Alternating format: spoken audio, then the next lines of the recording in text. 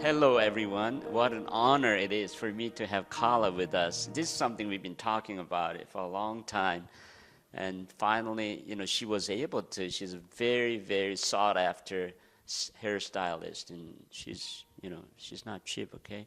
But, and yet she was able to take away this precious time to join us because she believed in this story. She believed in our work.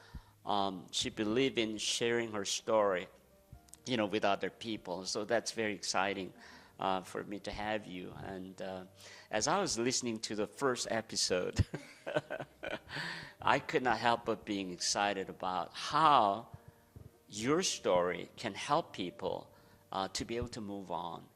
And I know that you had a early breakdown in your marriage, the first marriage. Tell us how it was like, and then what it was like to move on. Well, let me think of where I want to begin. I know. Well, I got married the first time at 21, and my first husband has a lot of really good attributes. I totally understand why I married him. However, as marriages go, they can go south. And during that time, I turned to the Bible a lot, and I would read the Bible, I'd pray for him, and it was a very spiritual time for me because I did love him and I cared about the relationship, and it seemed like no matter what I did or whatever effort I put into it, it was just falling away from my hands. I couldn't control it or get it back. Do you think it was because somehow, some way, you both were kind of bringing the worst in each other, or not I necessarily, huh? I think it had more to do with his personal journey or what he wanted out of himself. I see. And we could be friends and get along, but he would leave the relationship or leave the house or work on projects where he wouldn't be I around see. me. So a lot of my time was spent home alone, Oh, or I'd pack him lunches and go visit him, but I never felt really welcome, so then I'd leave. So it Oh. was more about me pursuing a relationship I see. that wasn't being returned completely. I see. So then, And he could probably say the same of me. yeah, So sure. it's But would it be fair to say that he may have not been as committed as he needed to be for the relationship? Yeah, I definitely was doing my best to invest in the relationship. And as I was praying, I would pray for the Holy Spirit to speak to him. And one of the convictions I had closer to the end was just keep doing your part. Be a good wife. And if he rejects the Holy Spirit, there's nothing you can do about that. That's separate from you. That's not Wow. him not being invested in the relationship wasn't about me or what I was doing wrong. Wow. It was his relationship with God that was That's amazing about Karla. When you had every reason to be vulnerable enough to take things personal, right? You're able to kind of, set it apart and then looking at it objectively, and it was not really about me. It maybe has to do with his personal issues and whatnot. You're able to separate yourself from that. And it hurts when you're in that position. I mean, Exactly. it's heartbreaking, but what I realized was I only have control over me. I'm the person Oh, wow. that can only do things for me. So say my self-esteem was low, I'd work out. I would do something nice for myself. So I took care of me instead of expecting him to do it. So I would still be a happy person. So that was a good lesson to learn in the marriage. Oh, wow. And then while you kind of separate yourself from being emotionally tangled in, and then you're able to focus on nurturing yourself, building yourself Yes. along the way. But in the meantime, you are continuing to contribute to the relationship. Yes. And so when was the point where you knew that enough is enough and you had to kind of break away? I'm sure it wasn't an easy decision. Well, It wasn't it that was- clear cut. It was pretty clear cut. Yeah. Well, and I don't like to talk much about it just Yeah. because I do respect him as a person, Right. and I don't like dragging him through the mud. But Right. what I think is fair to say, and I'm comfortable saying this, was that I did continue to love him and invest in him because that was my job as a wife. I pictured us growing old together. I didn't anticipate it being the most enjoyable marriage of my life, but I just thought this is what I'm in and this is what I'm going to commit to because I said I would marry him. And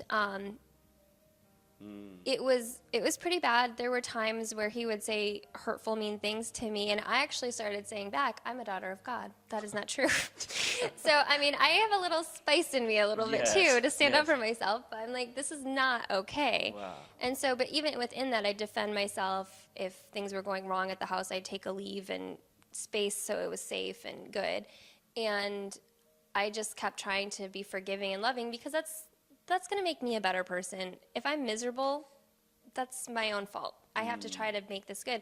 But so the long story of how it happened was we had gotten in a fight. I had my daughter. She was 3 months old.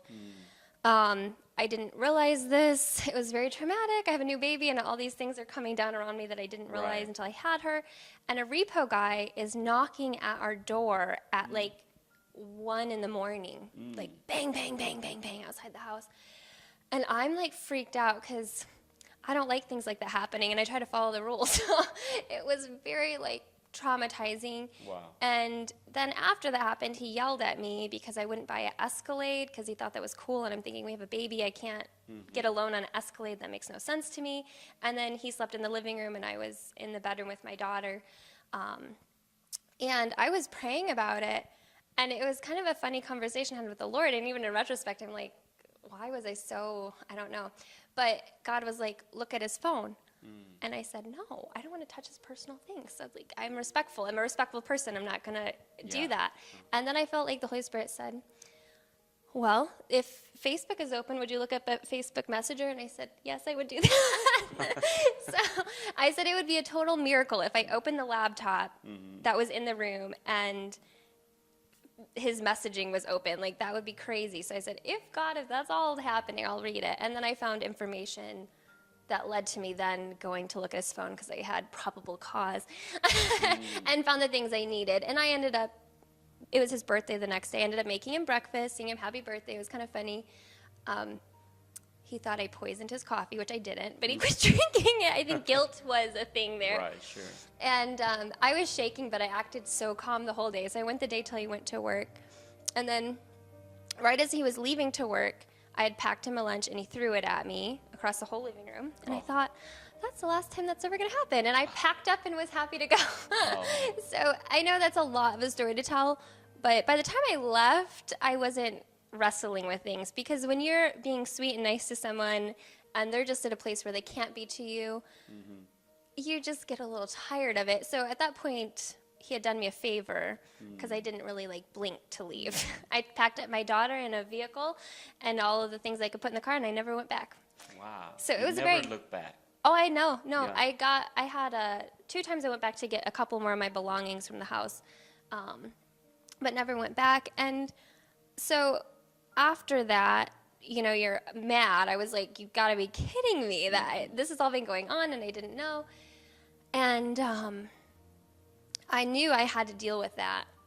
I knew in order for me to be able to have a happy life, be a good mom, I had to forgive him. My daughter's half of him, right?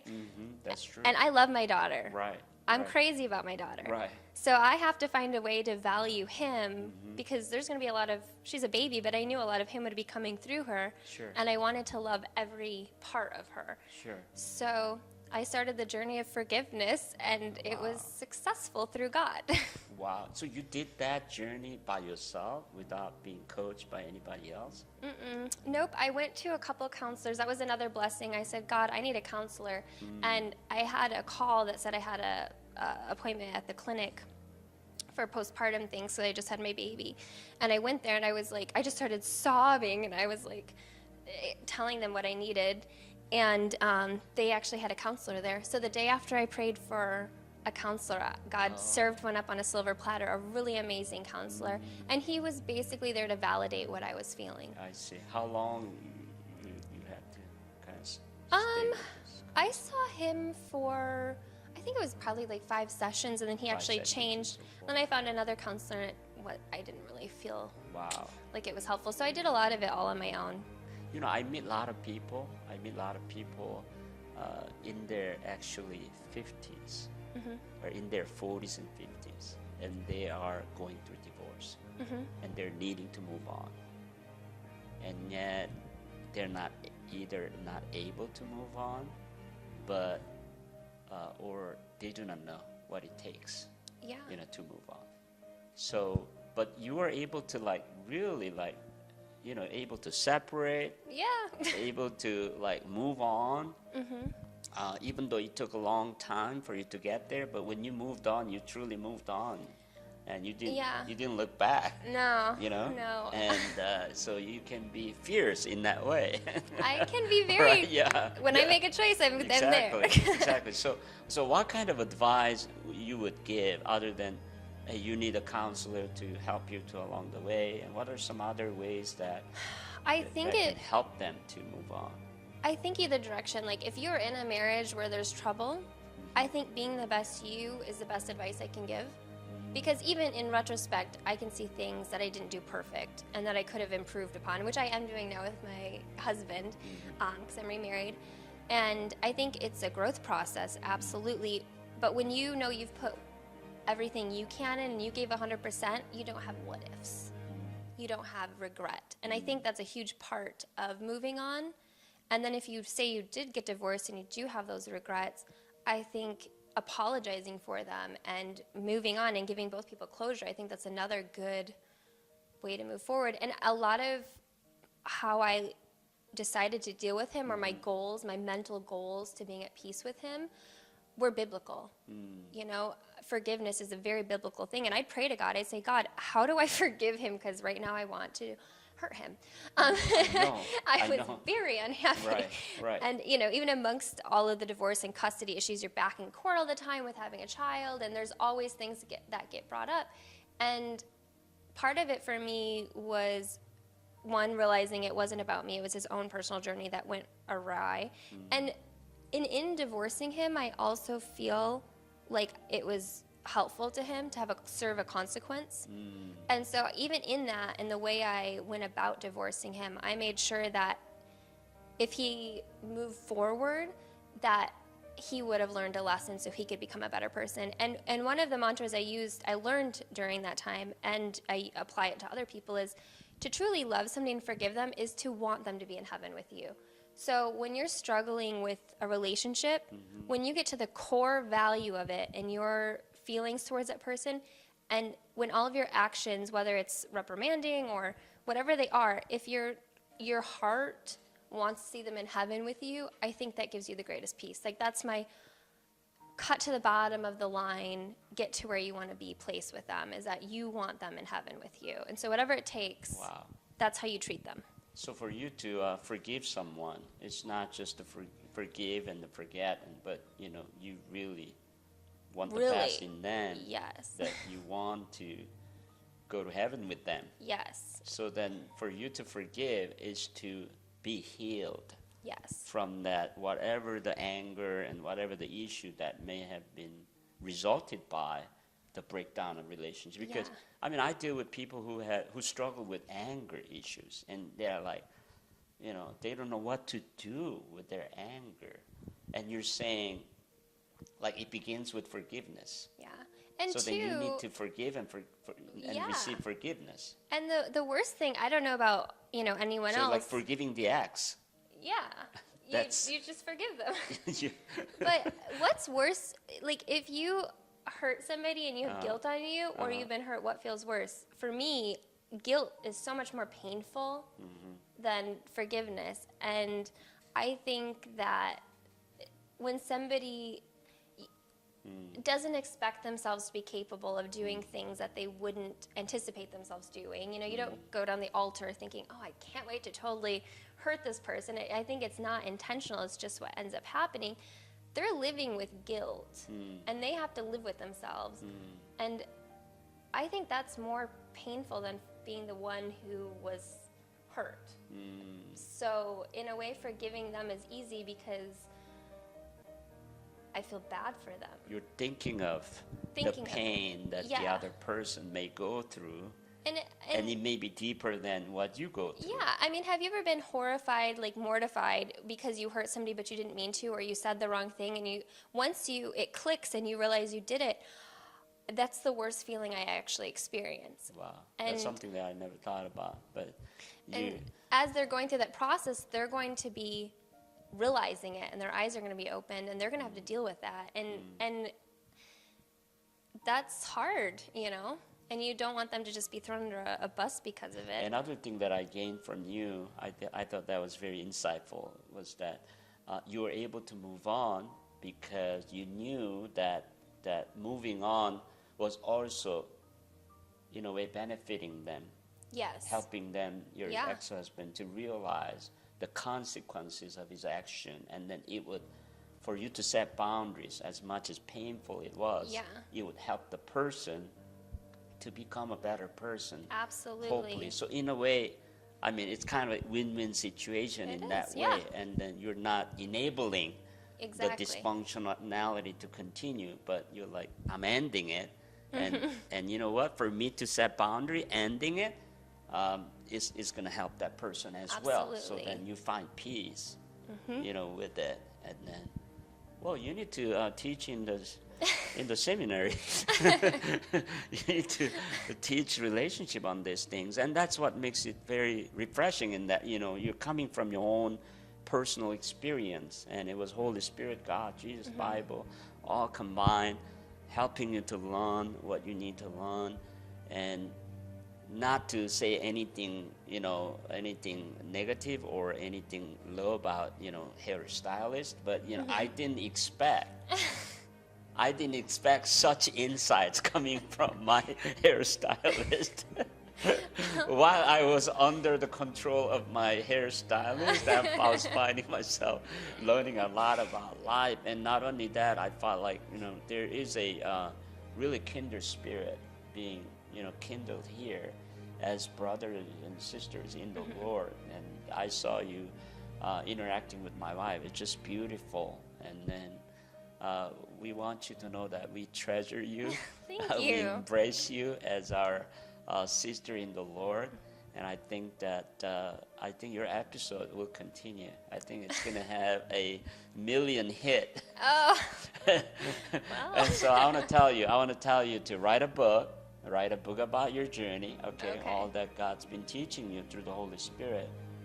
And there's something very energetic about you, real about you. So write about it, and then, publish it, and let Amazon to, spread it all over the world. And then you travel and you join FBM. You become I love FBM partner. I love your enthusiasm. Yes. So I mean it. Yeah. I know I need to write a book, but I'm being challenged by you. Okay, so. we'll compete on getting the chapters done and see where we get. And my wife and I are in this journey together, and we're in a place where we want to live out our lives like fearlessly, Yes. with no inhibition, Yes. in our lives, and we want to really tap into the freedom that God has given us. And Absolutely. So we honor you today. We're excited that you're on this journey. So bless God. Yes. Thank you. Yeah, thank you. Thank you so much.